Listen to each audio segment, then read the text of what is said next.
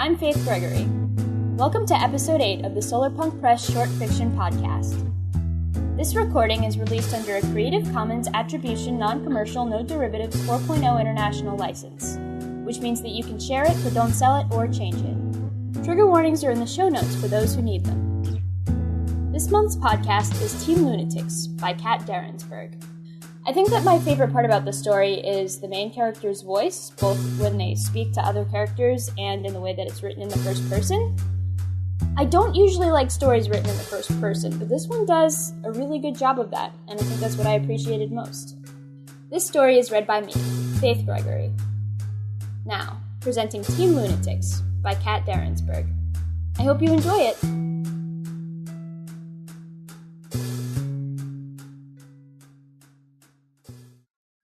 Teen Lunatics by Darensbourg.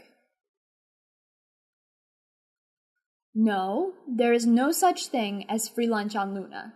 You're not squeezing an allowance out of me by looking pitiful, Veda. In financial dealings, my mom is a harsh mistress, but it was Friday, and I cherished plans to join my school friends that night at the sound club. I had to try. But I'm the only offspring on base that doesn't get significant parental electrons hitting my E count. Carla said, Mom made swatting motions in the air. Carla is not genetically indebted to me for having co-created and then carried her 9 months in my womb. You, darling dear, are. So where am I supposed to download credits from? The vacuum outside? I'm too young to start at the refinery, and you won't let me work in the greenhouses. I had pushed the wrong button. Mom paused in the middle of slapping her leg, and darkened her face the same way every other adult living in Tranquility Base had of late. Gardening, gardeners, and the tons of Trojan horse grade A topsoil that they had shipped up from Earth were all reviled subjects. Tonight, the General Community Council had called a town meeting to discuss the unforeseen problems that had resulted. Since breathable base air was always at a premium, no one was going to be burned in effigy. However, if the vote swung the right way, someone might be thrown out the main airlock. Mom, for her part, folded her arms and looked severe. I expect more from the flesh of my flesh. Honor me and do not rebel. Manifest and become the razor-witted entrepreneur that I know still lounges on the spiritual couch within you. Many times I don't know whether Mom is mocking me or offer rockets from the stress that comes from working the house-sized lenses at Tranquility Base's solar refinery. Not even a loan? No loan, no weekend fun. I endeavored not to whine like a mosquito when I made my final plea. Try babysitting again. Fellow pre-adults from Earth, I have 2 words of advice for when you arrive with your closest blood relation to take up broad-minded communal living on the moon. Go home. I mean this in the nicest possible way. I would if I could, but I'm too young for emancipation. I'm also too poor to rent a studio somewhere near a sea that actually contains water. I don't care about enduring a year of spin gravity therapy to tone my body back up to tolerating a full G. I'm turning 15 in another 2 months, have never been kissed, and the past 10 years away from Mother Terra has left me scarred for life. Luna? How can I describe it? Rocks. Lots of rocks. And no greenery outside other than the glow-in-the-dark paint outlining the landing field. Odorless air you have to pay for, and you will be assessed a closed-environment public nuisance fine if you wear perfume. Knowing that bland-tasting recycled water in the faucet once was dingy recycled water in the Sani bowl.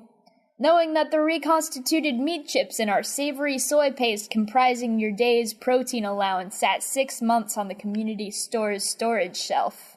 Not having a bouncy golden retriever named Casper because pets are social disturbances.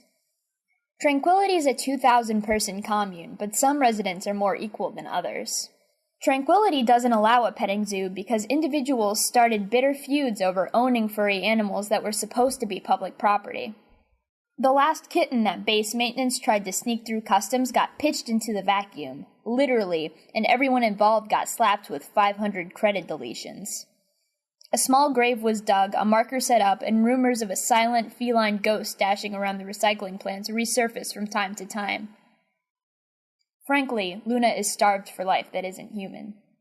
Thus, when the suggestion to hire specialists and produce fresh vegetables by converting our school gym into a cost-effective greenhouse came up in community council, everybody with brains lunged for the chance.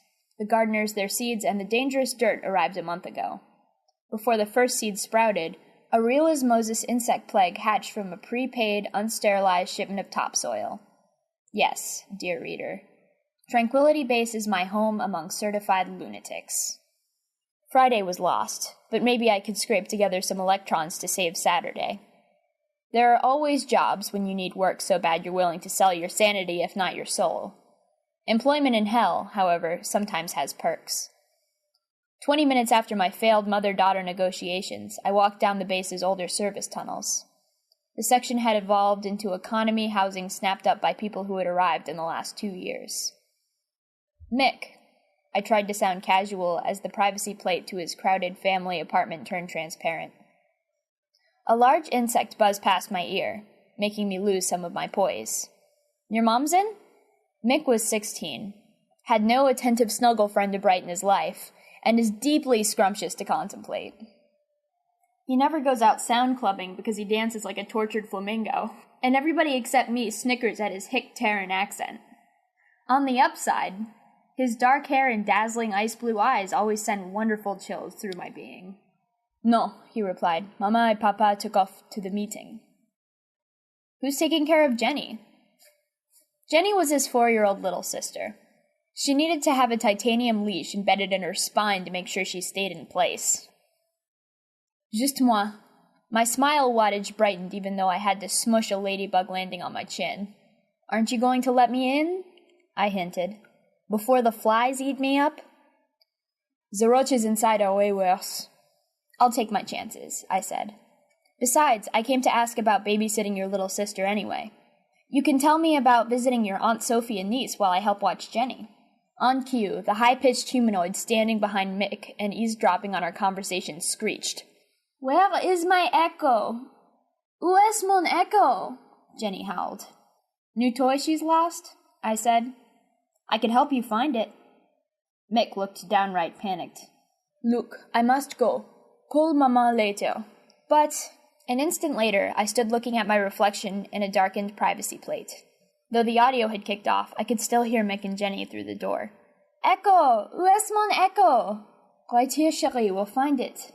Babysitting, I thought as I slunk away back to my own domicile 12 corridors away. What a stellar idea.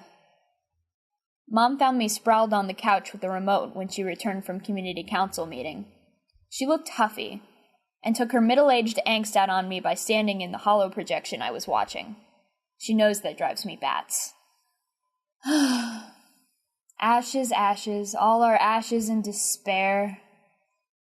Which means, I asked. With Mom, it pays to get specific. Well, Veda, we have money problems. She sighed, flung her hands above her head, and stared at the ceiling. Blue waves from last summer's remake of From Here to Eternity swirled and frolicked around her midsection. The projection was approaching the part that I considered Mom too impressionable for, so I cut the Hall E. Wood broadcast short before she found naked reason to reinstall sensors on our entertainment center. Mom took my action as a gesture of filial respect rather than a desperate dodge to avoid being reduced to the dizzy channel. She abandoned her pose, swatted a mayfly, and collapsed on the couch next to me. No matter what happens, the 50 founders will raise community condo fees. Her voice sounded dull. By how much, and for how long? Mom had sold everything when she had divorced Dad, packed us up, and fled Earth to take her current refinery job. She had thrown our entire resources into surviving on the new frontier, and our housing situation reflected it. No one bought a house on the moon. People here needed community too much. Healthcare and food points had to be earned. If a family couldn't hack it, they cashed in their ticket back, the portion of their monthly wages mandatorily set aside to deport people to Earth with barely the spacesuits on their backs and any leftover funds in their e-account. Weight restrictions remained too outrageous for shipping households of clothes and furniture with them. I had attended several garage sales for washed-out families that had left. Tickets back could be forced on people who fell behind on condo fees. It's not that I don't want to give you an allowance, I do. Oh, bright static happiness was not in the making here. But things have been tight, and I've struggled so we'd have food on the table. The refinery's business has slumped. What did they decide about the bug infestation? I kept my voice calm and level. Why will it delete our credit? Several things were suggested, Mom said. Simply waiting it out wouldn't solve anything, since some vermin are bloodsuckers. Dropping the base's air temperature would just make some go into hibernation. Spraying pesticides or introducing any possible poison into living quarters was immediately shot down. Putting up glue tapes would catch some pests, but not all and not quickly enough. Running the base air through the electrified mesh duct filters almost won, but some attendees got tangled in worries about a fire hazard, so it tied with another idea. Which was buying a new air supply. What? Everything that can't stand vacuum will be quarantined for special treatment or thrown away and replaced with disaster insurance.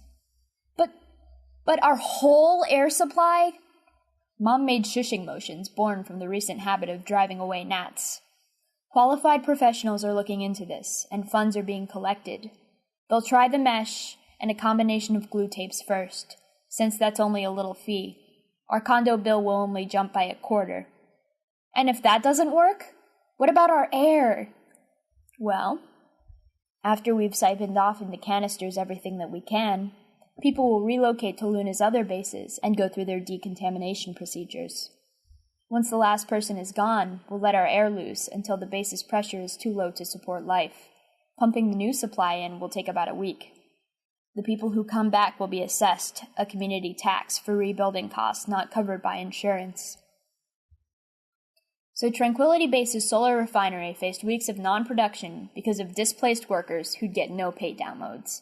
Plus, a hefty community fine to start life over, and no profits from having the first lunar greenhouse to monopolize an untapped fresh produce market. An unpaid-for greenhouse bought on high spirits and heavy credit. Mom and I watched 3 ants troop across the couch, searching for nourishment in the kitchen disposal. Ashes, ashes, all are dust, she sighed, reaching over to send the ants flying with 3 separate flicks of her finger. Dust. Yeah, I replied. Sunday afternoon, and amidst a cloud of no-see-ums, I consoled myself at the community store by deleting some food points for luxuries. I had chosen an imported chocolate bar when Mick strolled up with Jenny in tow. By the heavenly forces protecting innocent bystanders, the child was on a halter and leash.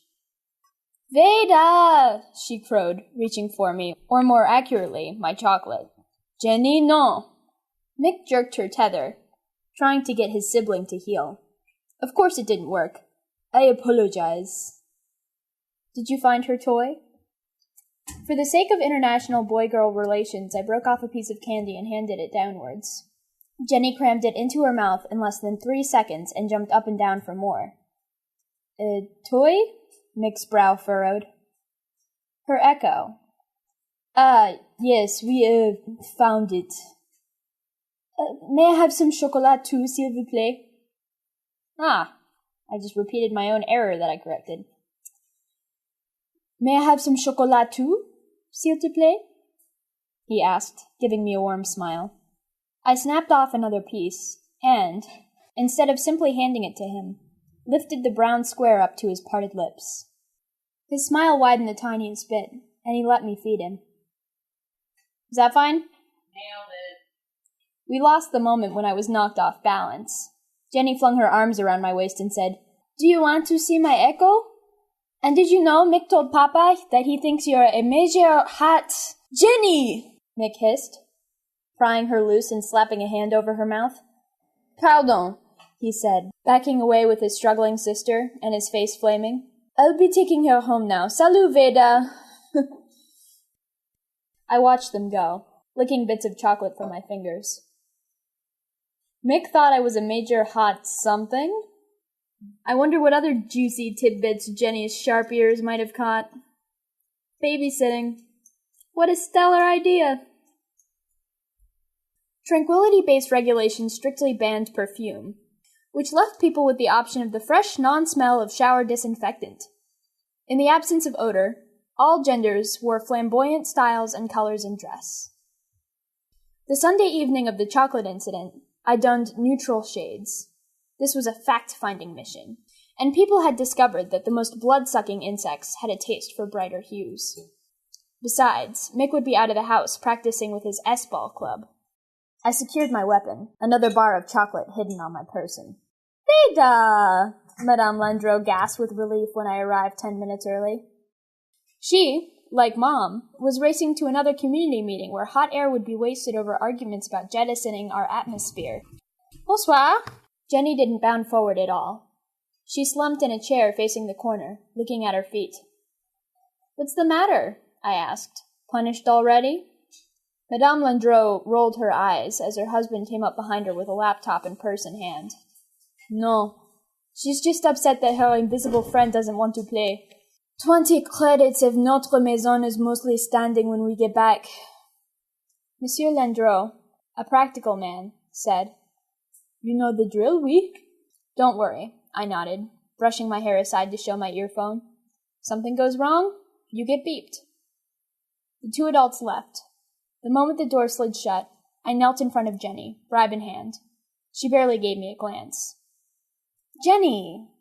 Honey! Ma chérie! See what Veda brought? This is yours if we talk about Mick." Jenny screwed up her face and kicked half-heartedly in my direction. Not the reaction I expected. I inhaled and tried again. "Remember when you and Mick—" "I hate Mick! He took my Echo! And now Itsy Bitsy won't play with me either." "If you tell me where your Echo is, I'll get it for you," I said. "He took it with him." Which left me the other option. "Would you like me to play with you and Itsy Bitsy? Do you think your special friend would like some—" I paused and flourished my enticement for good measure. "Some chocolate?" Jenny gave me a look of absolute disgust. "Itsy Bitsy does not eat chocolat." Sometimes the universe is stacked against me. Jenny jumped off her chair and stomped to her room. "Where are you going?" I asked. "To see mon ami." It looked to be a long night.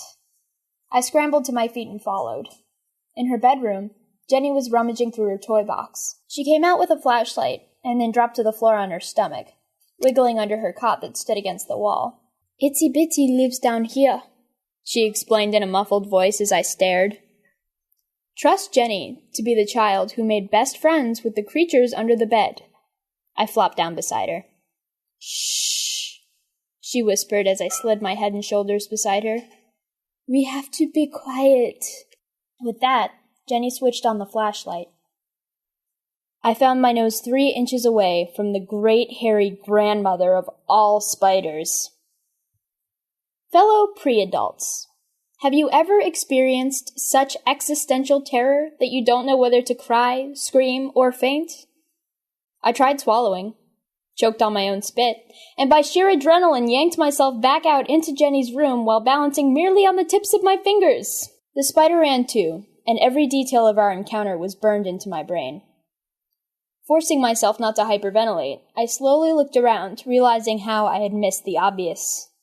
No insects. Not one insect in the entire apartment. "So, Jenny," I squeaked casually, then cleared my throat, "did Itsy Bitsy eat all of your bugs?" Jenny studied my face for an eon, never having seen anyone quite as white as me before, then answered, "Mix and my echoes eat them too." "Mick carries spiders in his pockets?" "Not spiders, echoes." "Echoes." Jenny's face screwed up, and then she slowly enunciated, "Lizards." "My tante gave them to us while we were on Earth, only she said not to tell." Pets. Higher on the list of base contraband than drugs. If someone ratted them out, it would be at least a 1,000 credit deletion.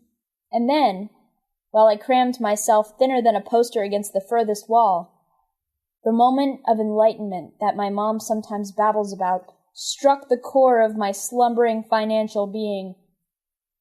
I thought about exactly what I had seen in the brief moments under the bed, and made myself crawl back underneath just to make sure.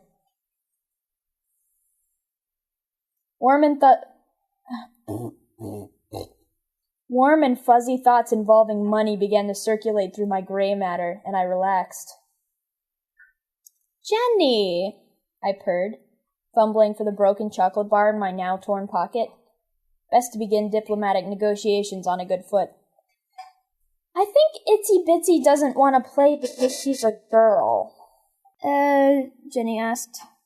How can you tell? See the ball of cotton she's sitting on? Oui? So what? I think that's her eggs. Jenny was no fool. It took all of my luxury food points and 5 more bars before Jenny would part with Itsy Bitsy's offspring. I also promised that if she kept matters secret until they hatched, she would get 3 of them back. Saving the egg sac in a small jar, I hijacked her family's workstation and prowled through the electronic web, looking for matches of Itsy Bitsy's markings. 15 minutes later, I knew that my investment was non-poisonous. Then I grilled Jenny about Mick until Monsieur and Madame Landreau returned 2 hours later. I downloaded my pay from Monsieur Landreau and all but skipped back home. Mom was occupying the couch, folded into a lotus position. Poison of the mind is the purest rot of all, she announced as I walked through the door. Huh? The here no longer goes to eternity. Oh. I wanted to try odd jobs at full pay, not just pin money, I said. Then, when our condo fee goes up, I'll work when I'm not in school. I thought I'd get a taste of the positions open. I sense deception, Mom replied. Are you planning anything illegal? No. Not yet, I added silently. I want to start a company. And get a pending utility patent. She wasn't fooled. You, bearer of my DNA, have the heart of a lawyer. Closing her eyes, she thought for a moment. The pathetic truth is that we need the credits. I consent, just don't bring shame to our family name. Go forth and thwart the forces of eviction. Then could you email my permission slip to Workforce Central now? Grumbling, she unfolded from her lotus twist. 10 minutes later, I had my own business. Morning brought Monday, and the beginning of the school week. I put on my brightest clothes and tracked down Mick. He was sipping orange concentrate in the school cafeteria, stabbing a fork at his allotment of powdered eggs, and staring at the earth hanging in the distance. Seeing my peacock splendor, he gave me a wary look that said he didn't know whether to run for safety or stay and enjoy the view. I must apologize for ma petite sœur, he said, moving aside to free a space next to him on the plascrete bench he was sitting on. A disgruntled moth fluttered between us like a winged prayer to heaven. Jenny can be so... I took his hand in mine, leaned into his ear, and whispered, Gecko. He froze. Vida, you must swear you'll never tell. He stopped again at my smile. You're not trying to bribe me into being your play toy, are you? I laughed. Mick had started off horrified, but he had ended sounding guardedly hopeful. Never, I replied. Then I told him about Tuffet Enterprises and why he needed to be my partner and find and operate a low-powered vacuum cleaner. Mon Dieu, was all I could say when I was done. Itsy Bitsy's eggs hatched 2 weeks later. Hundreds of minuscule copies of her swarmed through the terrarium that Mick and I had cobbled together. Too tiny to be intimidating, they were the perfect age for sale. I hoped that by the time they were bigger, we would be out of stock. We stored their nursery in my closet, and fed the brood live insects that Mick's filter vac had sucked from the halls into a capture jar. A warm, dark closet is a superb place to be with a cute boy, even if you are watching a cage full of baby spiders. So what now? He murmured in my ear. He had gotten deliciously bolder in the short time we had become co-entrepreneurs. Sell 3 for a credit? Yes, life was good. We didn't advertise, of course. That would have brought our scheme crashing down. While the grown-ups still bickered, half the student body acquired 8-legged household bio-appliances. Payments were downloaded straight into my e-count via my banking bracelet. I knew everything was going according to plan when Mr. Tarver, my calc teacher, drew me quietly aside after class and hinted that my lowest quiz grade could be overlooked in exchange for a certain product. "Oh, what a tangled web you weave," Mom murmured when I came home that day. "There are 8 calls on the answering machine, 26 emails, and I have taken 16 private messages from coworkers." "Are you proud of me?" I had to know. "Of you? Yes. Of the scam? Only the sands of time will flow forth with an answer. Don't corrupt Mick too much with your schemes. He's a good boy." I walked over and kissed her on the cheek before going to deal with my clients. Within 38 hours, all of Itsy Bitsy's offspring had homes, and Mick and I had to turn away disappointed buyers. As I predicted, copycat businesses sprang up overnight to fill the gap. The bug problem was reduced by 3/4 over the next 4 weeks. By the time the feces hit the fan, Mick and I were well out of it, though that didn't help one bit when it came time for fingers to be pointed our way. Nothing can be done to make a spider cuddly. When they are little, they are tolerable. When they grow past an inch, most citizens start looking for a rolled newspaper. When they acquire yellow and black bodies as big as your thumb, and have leg spans that would overlap a normal adult's hand, panic starts to set in. Even in our age of modern technology, it does something to a human when they walk into an occupied web. And when an individual wakes up in the dark of the night, feeling the scrabbling of 8 tiny feet traversing across their skin, well, things can get ugly. Itsy Bitsy was due to be a grandmother, if not a great-grandmother, by the time the 50 founders jointly filed their closed environment public nuisance form. When the stern-looking email summoning me to appear in community court arrived in my box, I smiled. Mick materialized on my doorstep 15 minutes later, looking a tad shaky, but pleased. "Well, we're in for it, aren't we, Mammy?" Mick told me. "Mes parents got the news first and had impolite words to say about you." "Whenever trouble starts, cherchez la femme," I replied, laughing.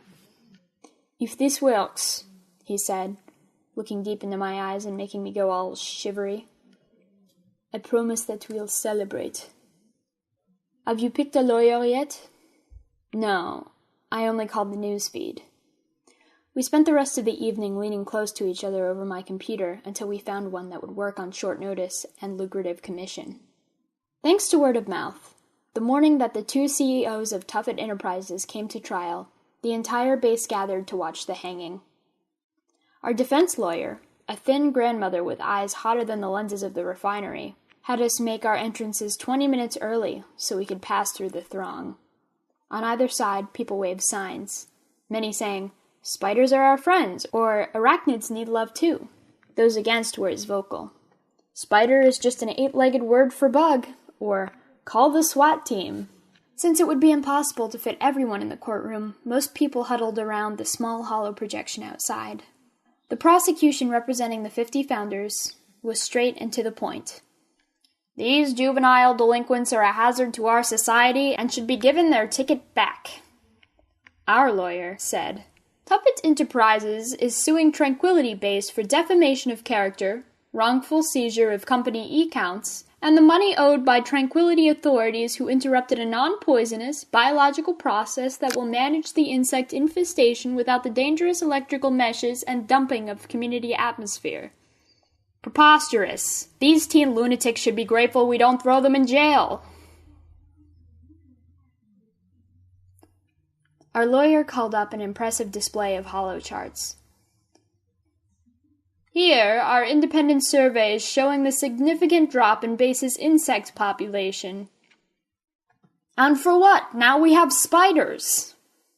"Which will die a natural, biodegradable death once no insects remain to feed them."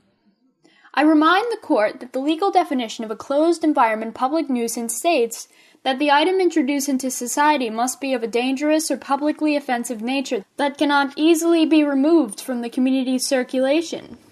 Tuffet Enterprises has spearheaded an unorthodox but temporary action which has financially benefited Tranquility Base in both the long and short term, and will leave no lasting damage to the community. At this point, the judge, who was a clandestine spider owner himself, shook his head with more than a little admiration. "Are you three claiming that what Tuffet Enterprises has done is entirely legal?" Our lawyer said, "Your Honor, with all due respect, Community Council voted weeks ago that the insects needed to be exterminated at the cost of dumping our atmosphere and accessing a steep condo fee to the people who could afford to remain after such an action. A war chest for the effort was even set aside. Since no specific company has yet promised the funds, it can be assumed that the capable freelancers like Tuffet Enterprises were given implied permission to take matters into their own hands. Need I remind the court that many refinery workers would have been permanently displaced and forced into accepting their ticket back? Logically, the funds that would have been spent can and should be claimed by Tuffet Enterprises as payment for services rendered. Just Tuffet Enterprises? Other people sold spiders too. None were incorporated with utility patents on their products. Those independent operators infringed on a legal patent, and we are looking at suing them for company wages lost. Also, they were perfectly willing to let my clients take full blame and assume punishment for their actions. As of today's deadline, not one of them has stepped forward in the reasonable time allowed to claim responsibility for the outcome of their actions." This was true. The small-minded individuals who had done a hefty share of the insect cleaning for us had run as soon as the complaints started coming in, emphatically dumping all the blame and credit on Mick and me. The judge fiddled with his gavel. "If I understand rightly, you're asking me to grant these pre-adults legal rights to hold our entire community by the financial short hairs." The prosecution snorted and waved a hand dismissively. "Ridiculous. If these allegations were legal, they'd own most of Tranquility Base." Our lawyer gave a smile that promised that she was capable of getting any size snowball safely through hell. "We have a team on Earth looking into exactly that. So far, their results have been nothing short of inspiring."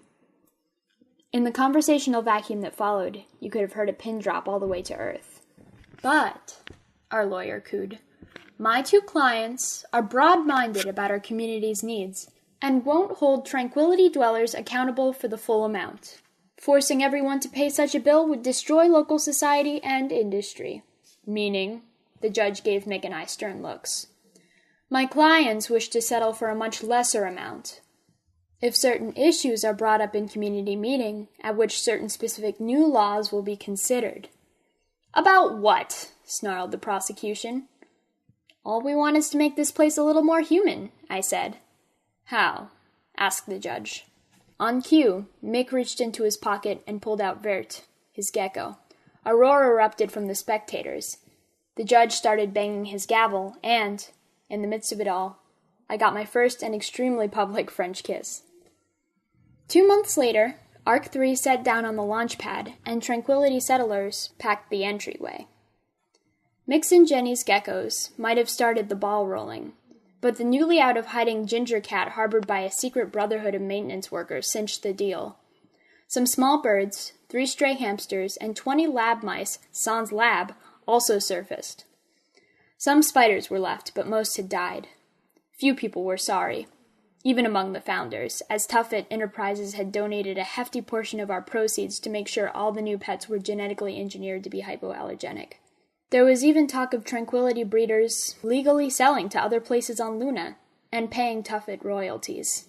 And behold, there is a new heavens and a new Luna, and there is great rejoicing, my mother murmured, squeezing my shoulder as the first traveling crates were brought in and opened among the eager crowd. "I am proud of you."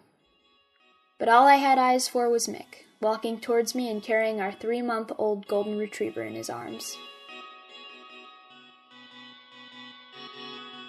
Thanks for listening to this month's story. We hope you enjoyed it. The podcast is available for download on iTunes, and you can also find us at solarpunkpress.com. The music in this episode was by Ben Bunko. The intro was Boom Boom Box, and the outro was I Was Through. Ben's work can be heard online at soundcloud.com/1beds. That's the number 1 and the word beds. Next month's story will be The Flying Camel Goes to Tigerwood by Lisa M. Bradley. If you have a little extra time and a few extra dollars, please consider donating to us on our Patreon at patreon.com/solarpunkpress. Small ongoing donations like yours are what make us able to publish short fiction every month for you. And, like I always say, thank you all for your ongoing support, whether it just be by tuning in or by throwing $1 or $2 our way. We really value your input and engagement, and you've made us the publication we are today. So folks, thanks for listening. Until next time. Lorem ipsum.